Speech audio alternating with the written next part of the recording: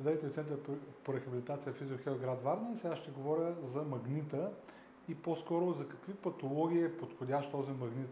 Сиреч какви са вашите оплаквания и дали е подходящ за вас. Болки в ставите, дори най-дълбоките, поради мощността на дълбика на магнита и проникването му, можем да стигнем дори тазобедрената, която е доста дълбоко.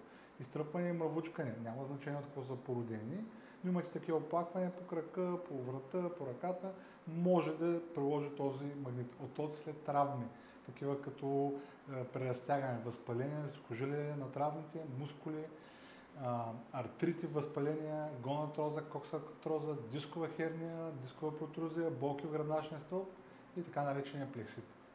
На практика какво се случва? По това високоинтензивно поле повлиява изключително добре, раздвижва много силно клетките, поляризира ги и отток и намаля рязко оттока, както казах, и може да стимулира много добре и възстановяването след травми и болки, оплаквания и оттоци.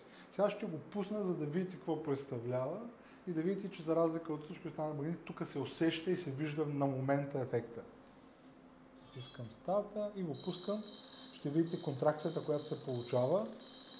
Тя е доста явна. Аз няма да го пускам до края, защото просто ще е доста силен магнита.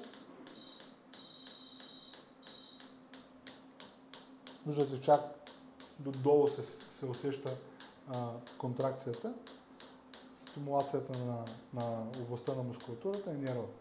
Така това може да бъде приложено в колянната става, в кръста, както казва, в гръбначната, където решите, където имате оплакване, разбира се. Желая всичко добро, ако това видео е интересно, моля споделете го на други хора, които имат оплакване.